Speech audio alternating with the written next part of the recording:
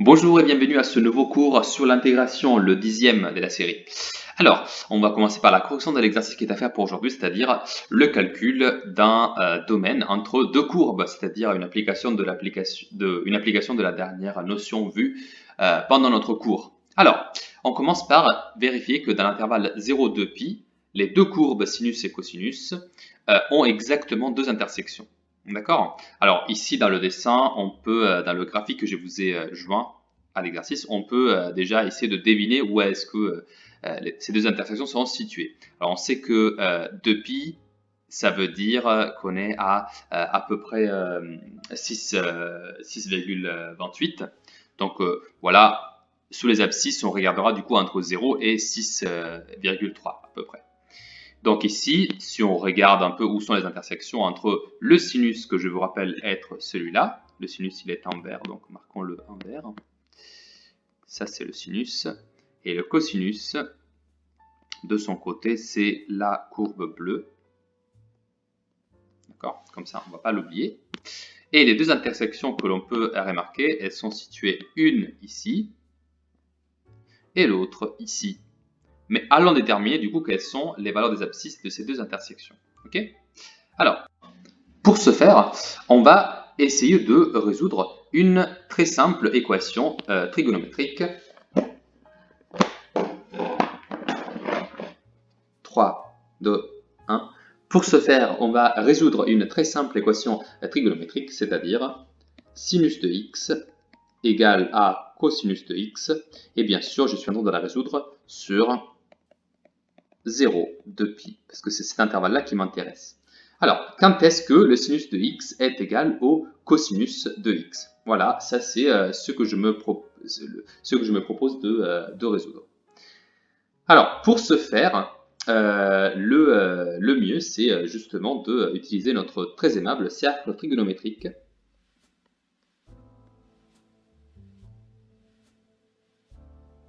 Parce que je vous rappelle que se demander quand est-ce que le sinus de x est égal au cosinus de x, ça veut dire en gros se poser la question quelles sont les valeurs de l'angle x qui font que le sinus de l'angle est égal au cosinus de l'angle. Donc en fait, il faut que j'essaye de trouver les valeurs telles que les valeurs de x telles que la valeur du cosinus de x est bien égale à la valeur du sinus de x. D'accord? Donc, si je commence, disons, avec une valeur, imaginez ici, j'ai à peu près tracé pi sur 6. Ici, vous le voyez très bien, le cosinus il est égal à la racine de 3 sur 2. D'accord? Pour x égale à pi sur 6, il est égal à racine de 3 sur 2. Et le sinus de x il sera à peu près égal à 1,5. Donc déjà, on voit que c'est une mauvaise valeur. Mais on peut facilement trouver une valeur si on se met à l'angle x égale pi sur 4. Pourquoi? Parce qu'on sait que c'est à ce moment-là, la valeur du sinus de pi sur 4 et la valeur du cosinus de pi sur 4, eh ben, c'est la même. On sait en effet que sinus de pi sur 4 il est égal à racine de 2 sur 2, qui est également égal à cosinus de pi sur 4. Et vous voyez ça, on le trouve très facilement. Continuons notre tour. Alors, pi sur 3, ça n'a pas marché, mais en général, en fait, nous, vous avez compris, hein, on cherche les points du cercle trigonométrique tel que le sinus et le cosinus soient égaux. D'accord? Donc il n'y a pas beaucoup de possibilités non plus. D'accord? Notamment, on peut tout de suite exclure toute cette portion du cercle et toute cette portion du cercle, parce que dans ces deux portions-là, vous avez que le sinus, dans cette portion-là, le sinus, il est positif et le cosinus, il est négatif, donc il ne peut pas être égaux. Dans cette portion-là, c'est l'inverse. Ici, le sinus, il est négatif et le cosinus, il est positif. Donc, juste, c'est pas possible. Donc, je vais chercher de l'autre côté, de ce côté-là, là où le sinus et le cosinus sont négatifs en même temps. Et je pense que vous l'aurez compris, il va falloir que je reste sur cette même droite. Et donc, l'angle que je trouve, c'est l'angle 5π sur 4. Alors 5π sur 4, en effet, il est tel que sinus de 5π sur 4, il est bien égal à moins racine de 2 sur 2, qui est égal également à cosinus de 5π sur 4. Voilà.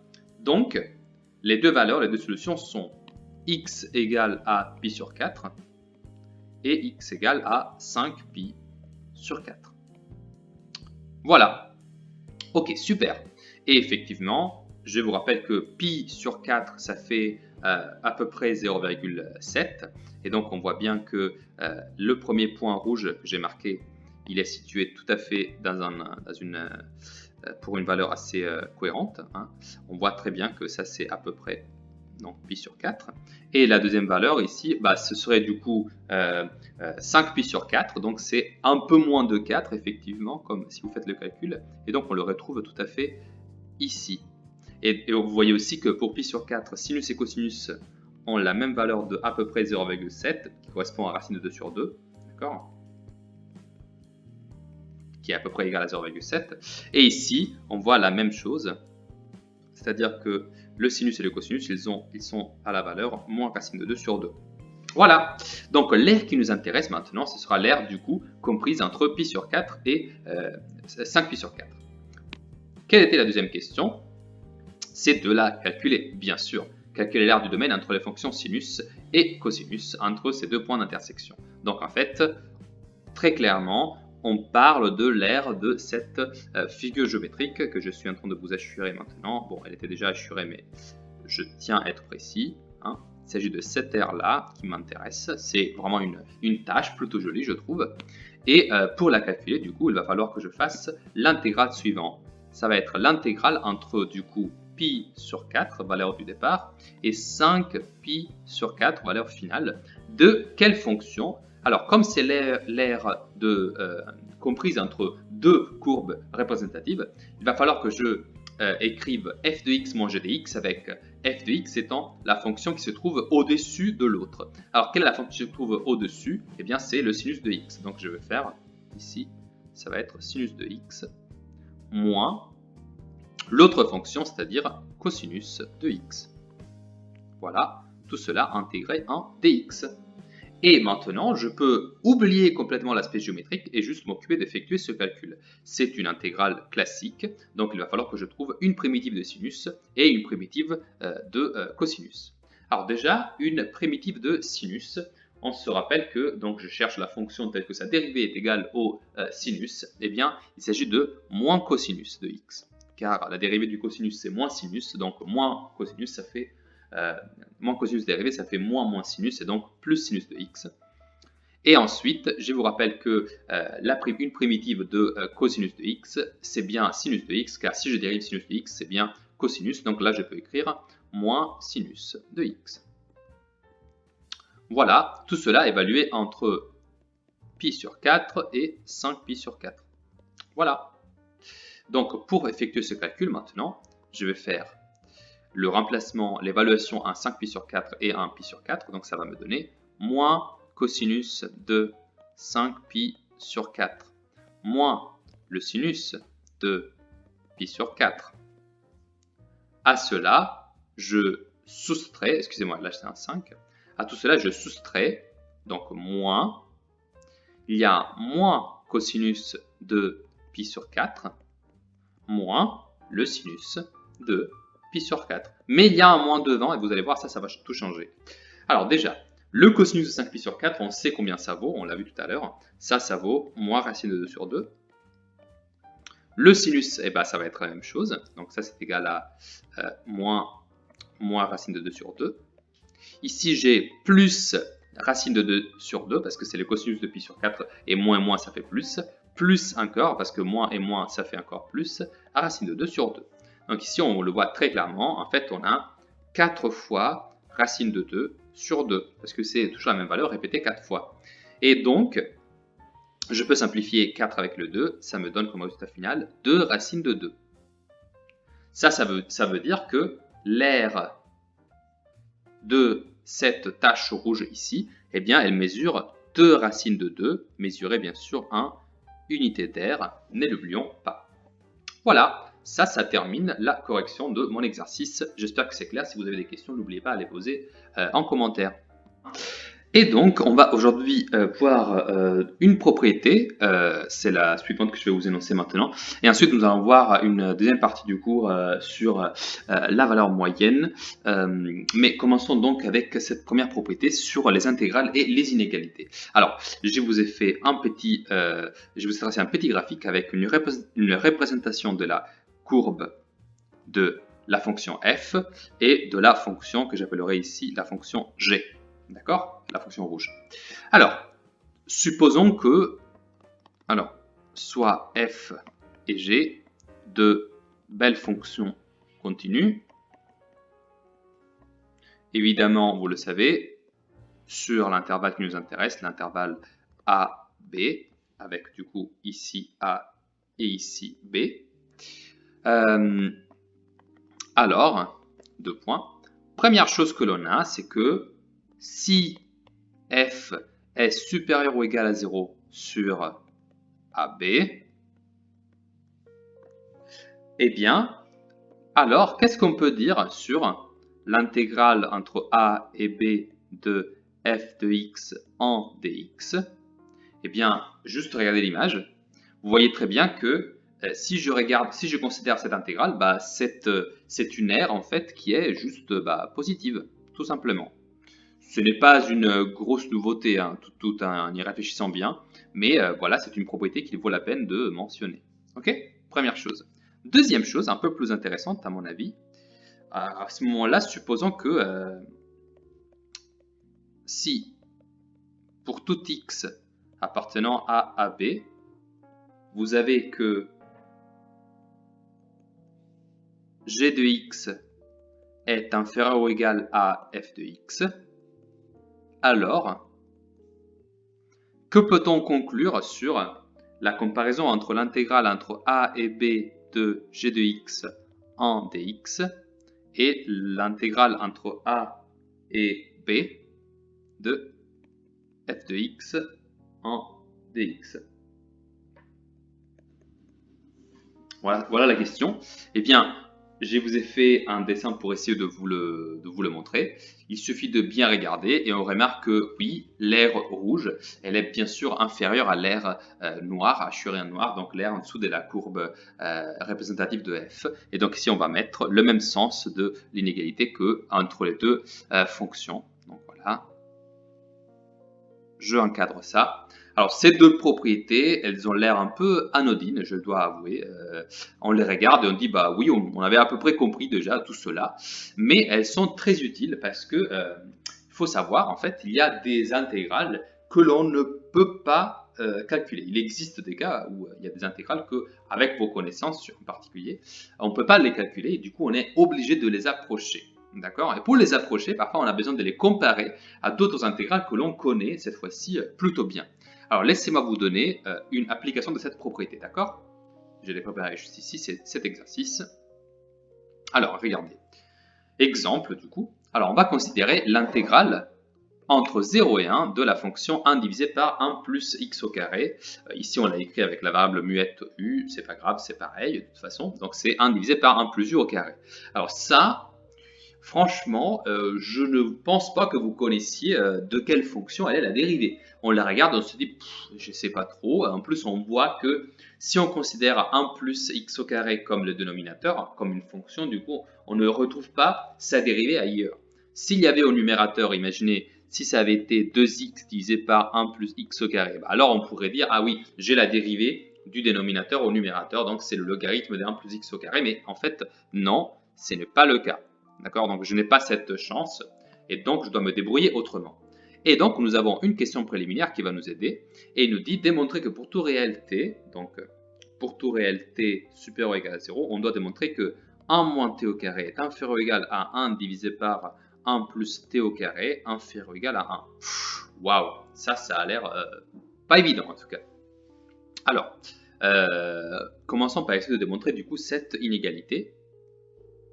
C'est une double inégalité, donc on va essayer de la faire par étapes. Alors, qu'est-ce que l'on sait? On sait que t est supérieur ou égal à 0. Bon, très bien, ok. Alors, commençons d'abord à faire la partie simple. C'est ça, 1 divisé par 1 plus t au carré inférieur ou égal à 1. D'accord? Alors ça, c'est assez facile de montrer que c'est vrai. Pourquoi? Car en fait, je peux écrire que ça c'est si et seulement si, donc ça c'est si et seulement si, quoi? Eh bien 1 inférieur ou égal à 1 fois 1 plus t au carré. Vous voyez, j'ai pris le dénominateur qui était là. Je sais que ce dénominateur-là, il est strictement positif et tout le temps différent que 0 parce que c'est la somme de deux choses positives. Donc je peux écrire je peux le multiplier à droite, je peux écrire que ça c'est équivalent du coup parce que c'est, je multiplie fois un facteur qui est positif et donc je peux dire que ça c'est la même chose que dire 1 inférieur ou égal à 1 plus t au carré et ça c'est encore équivalent à 0 supérieur ou égal à t au carré si je soustrais 1 à droite et à gauche. Et comme cette première inégalité maintenant, elle est vraie, visiblement, parce que c'est juste t au carré qui est supérieur ou égal à 0. Ça, c'est visiblement vrai parce que c'est un carré. Eh bien, je peux revenir en arrière et dire que du coup, la première aussi, elle doit être vraie trivialement. D'accord? Bon, donc ça, c'était assez facile quand même. Ok, maintenant, passons à la deuxième partie de l'inégalité, c'est-à-dire le fait que 1 moins t au carré est inférieur ou égal à 1 divisé par 1 plus t au carré. Alors ça, comment je le démontre? Eh bien, déjà j'encadre cela et je vais faire encore une fois des si et seulement si. Alors si et seulement si, je fais la même technique que tout à l'heure, donc je multiplie fois 1 plus t au carré à droite et à gauche, et donc je veux maintenant démontrer que 1 moins t au carré fois 1 plus t au carré est inférieur ou égal à 1. Alors pourquoi j'ai intérêt à faire ça? Eh bien parce que ici je retrouve une identité remarquable. Ça c'est l'identité remarquable de la forme 1 moins b fois a plus b. Et donc je sais que le résultat ce sera 1 moins t au carré. D'accord? Inférieur ou égal à 1. Si et seulement si, eh bien qu'est-ce que j'écris ici? C'est 1 moins t à la puissance 4 inférieur ou égal à 1. Et si je soustrais à gauche et à droite 1, je trouve moins t à la puissance 4 inférieur ou égal à 0. Or ça, c'est, encore une fois, trivialement vrai. Pourquoi? Parce que c'est un nombre élevé à la puissance 4, c'est une puissance paire, donc sûrement ça c'est sûrement positif, et avec un moins devant, ça devient du coup négatif. Donc je peux en déduire que comme ça c'est vrai, parce que c'est trivial, je peux remonter et donc dire que celle-là aussi, elle doit être vraie, et toutes les autres, parce qu'il n'y a ici que des équivalences. D'accord? Donc celle-là aussi, elle est vraie. Voilà, c'est super. Mais alors, qu'est-ce que je peux déduire de tout ça? Qu'est-ce que je peux déduire de tout ça?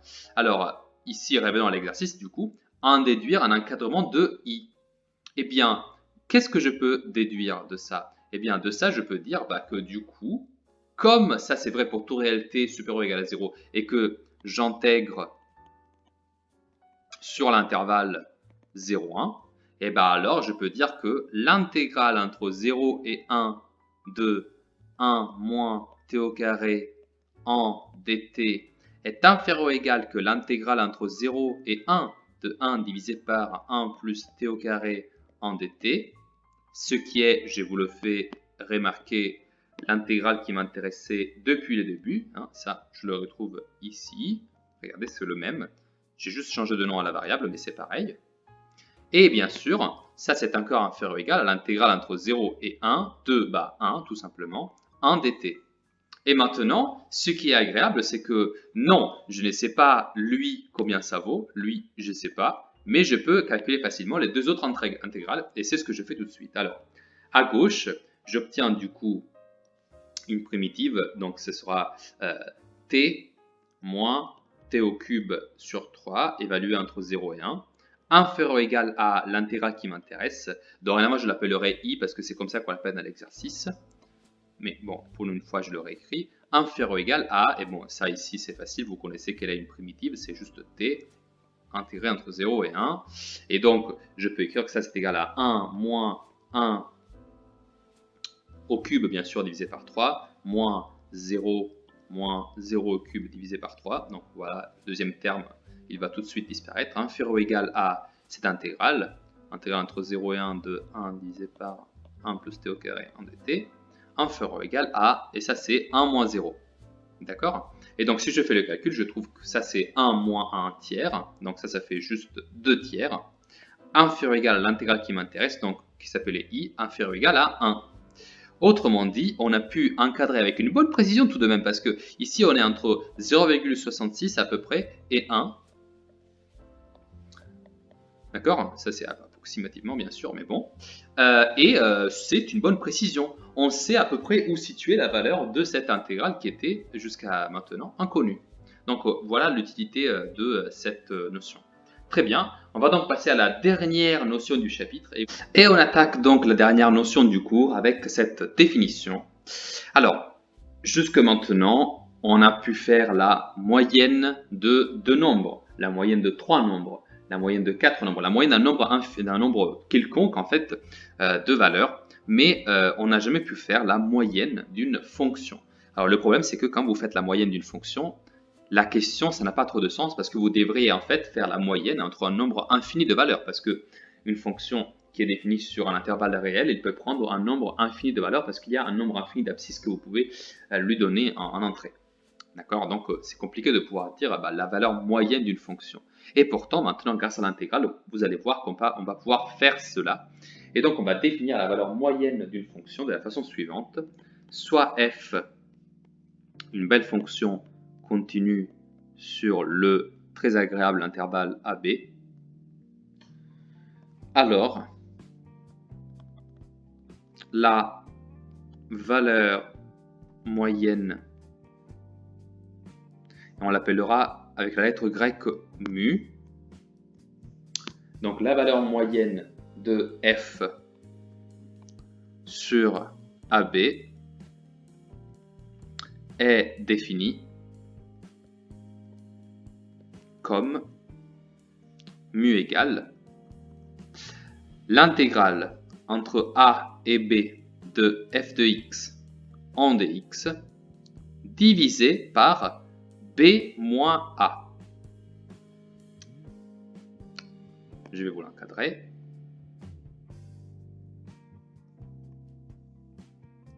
Alors, quelle est la signification de cette valeur?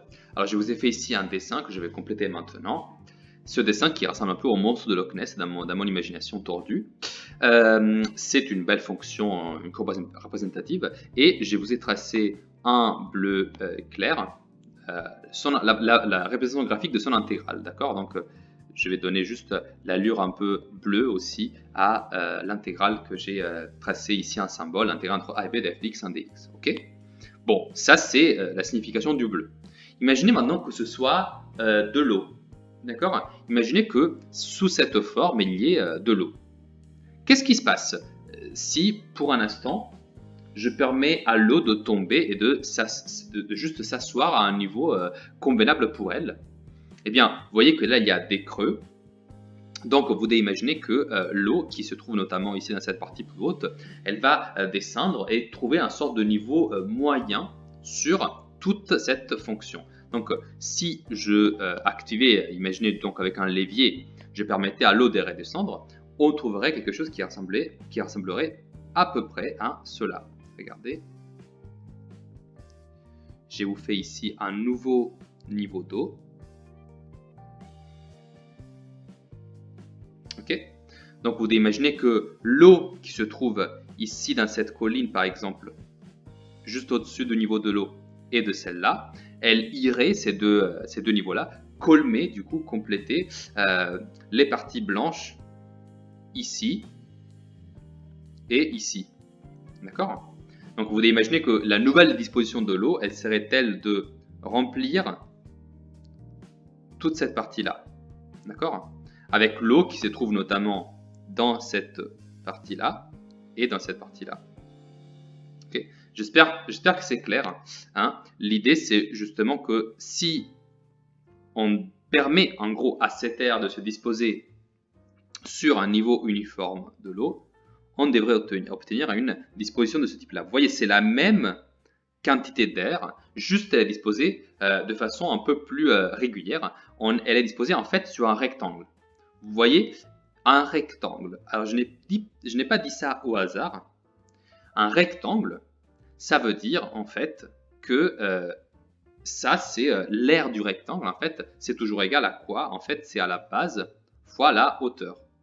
La base fois la hauteur. Ah oui, en fait. Mais du coup, quelle est la valeur de la base? Eh bien, la distance entre A et B, on le sait, hein, c'est B moins A. Mais alors, regardez maintenant la définition de la valeur moyenne. Qu'est-ce qu'il y a au dénominateur? Eh bien, il y a B moins A. Donc, en fait, ça veut dire que si, imaginez, hein, je passe B moins A de l'autre côté, ça fait B moins A fois mu égale à l'intégrale entre A et B de f de x en dx. D'accord? Donc, ça veut dire que la base fois une certaine valeur que moi je vais vous appeler comme étant la hauteur, eh bien ça doit être égal à l'air sous f, parce que c'est ça la signification de l'intégrale. D'accord? C'est l'air sous la courbe représentative de la fonction f. Mais alors, qu'est-ce que vous êtes en train de trouver? Eh bien, la valeur mu, ça correspond exactement à cette hauteur que je peux identifier ici sur l'axe des ordonnées, qui se trouve toujours là, et qui correspond en fait à la hauteur du rectangle qui se forme quand je fais, entre guillemets, tomber l'eau. Autrement dit, c'est la valeur moyenne, du coup, que je trouve avec cette définition. C'est la même chose. En fait, on essaye de donner un sens géométrique à cette hauteur du rectangle qui est équivalent à toute l'aire sous la courbe. D'accord? Et donc ça devient le sens en fait de cette valeur. Alors ici, je l'ai tracé ici sur l'axe des ordonnées pour vous montrer où elle est située, cette hauteur. Cette explication-là, c'est une explication pas très précise, ça sert juste à vous donner l'idée de pour quelle raison on a créé cette définition. D'accord? C'est vraiment pour essayer de vous faire saisir quelle est l'idée derrière cette définition, parce qu'elle n'est pas juste sortie de rien, elle a un sens et elle vous permet de définir la moyenne d'une fonction. D'accord? Ce qui est tout à fait nouveau, car c'est assez remarquable de pouvoir faire la moyenne d'un objet qui n'est pas juste une liste de valeurs, ce qu'on était, limité à faire jusqu'à maintenant. Alors, sur cette dernière notion, je vous laisse. On va passer le cours de demain à corriger un sujet de bac, donc je vais vous le donner à faire maintenant. C'est un sujet de bac où il y aura notamment une présence forte de l'intégration. Et je souhaite donc commencer à faire un peu de problèmes de ce type-là, un peu plus compliqués, pour justement mettre en œuvre maintenant toutes les connaissances que vous avez accumulées sur l'intégration. Je sais que ça a été un chapitre un peu dur, sûrement. C'est un des chapitres les plus compliqués de l'année, mais c'est aussi l'un dont les ramifications sont les plus importantes. C'est vraiment le chapitre par excellence que vous allez retrouver dans à peu près tous vos parcours après le bac, au moment d'aller dans l'enseignement supérieur de l'université, ou des prépas, ou tout ce que vous aurez choisi pour vous. Voilà, sur ce, je vous laisse, je vous remercie pour l'attention et je vous dis à très bientôt.